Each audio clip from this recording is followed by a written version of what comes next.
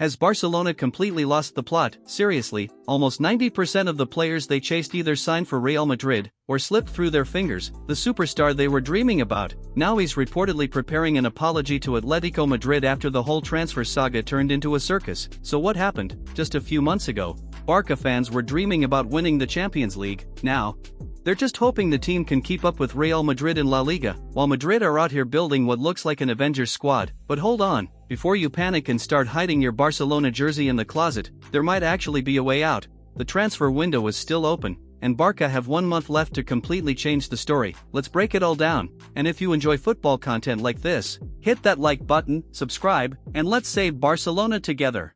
Barcelona's biggest mission right now isn't signing players, it's getting rid of them, and honestly, some of these exits are long overdue. Marc-Andre ter Stegen, Barcelona tried finding him a new club after his disappointing loan spell at Girona. Ajax came calling, historic club, European football, perfect opportunity, everything looked ready. Then ter Stegen basically said, sure, but I want exactly the same salary I'm earning at Barcelona. Ajax probably laughed for 5 minutes straight. Now, Barcelona are trying to cover part of his wages while convincing him to lower his demands. If everyone compromises, he's gone, hopefully for good.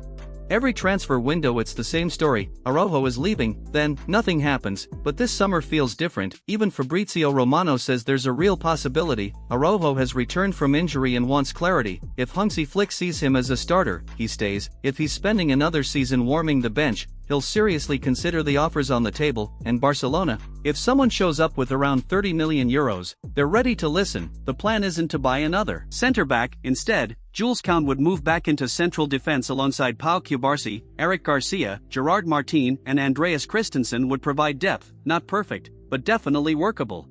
Casado is basically packing his bags already. Saudi club Al Ahly want him. Lyon are interested. Bournemouth have also been linked. Barcelona are hoping to receive around 35 million euros, and with their financial situation, that's money they simply can't ignore.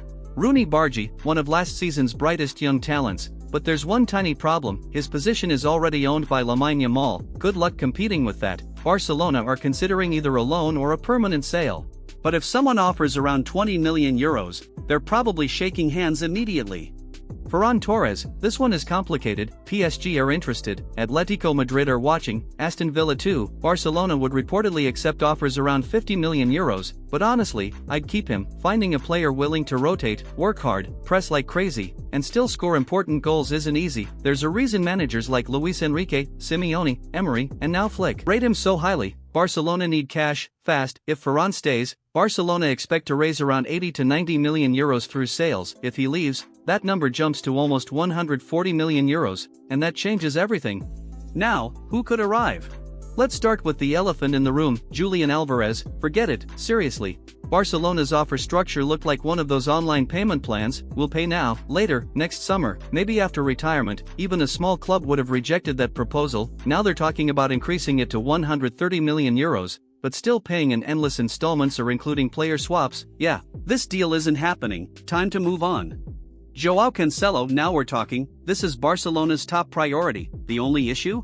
Money. Al Hilal want around 8 million euros. Barcelona want him for free. Cancelo wants Barcelona. So the compromise could be simple. The player gives up part of the money he's still owed by Al Hilal, making the transfer possible. Honestly, this feels like a matter of time. Flick loves versatile fullbacks, and Cancelo can play both sides without complaining. Exactly what Barcelona need.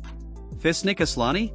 This name disappeared for months, now it's back again. If Ferran Torres leaves, this striker becomes one of Barcelona's main targets. Flick reportedly believes he's the perfect number 9 for his pressing system, still young, still improving, and likely available for around 35 to 40 million euros, a smart investment. Aymeric Laporte, I've already made a full video about why Laporte makes sense for Barcelona. The price? Around 10 million euros, that's incredible value. The only problem is, Barcelona aren't actively looking for another centre-back right now, unless they fail to sign a right-back and decide to move Koundé permanently out wide again, so this one depends on other deals first. Pedro Porro, let's be realistic, Barcelona love him, but right now, it's basically a fantasy. Tottenham reportedly want over 70 million euros, Barcelona simply don't have that kind of money. The only tiny bit of hope?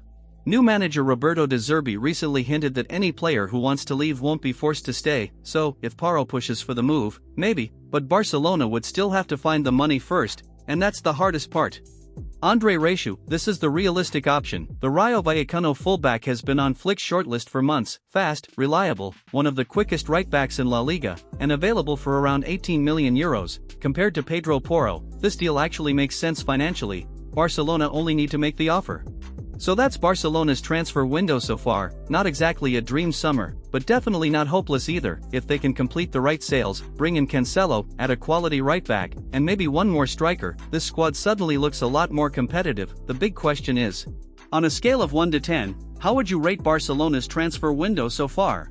And after all these moves, do you think they're finally ready to challenge Real Madrid? Let me know in the comments.